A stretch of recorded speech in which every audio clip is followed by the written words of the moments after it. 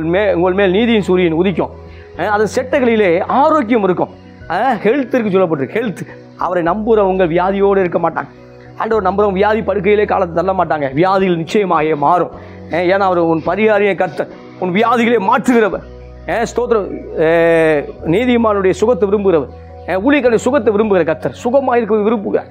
இங்கே பார்க்கும் பொழுது ஆரோக்கியம் இருக்கும். அது மாத்திரமல்ல, நீங்கள் வெளியே புறப்பட்டு போய் கொளுத்த கன்றுகளைப் போல வளருவீர்கள், கொழுமையாக வளருவீர்கள். ஸ்தோத்திரம். கொழுமையாக வளருவீர்கள்னா இந்த இடத்துல வெல்த்தை குறிக்குது, ஆசீர்வாதத்தை குறிக்குது.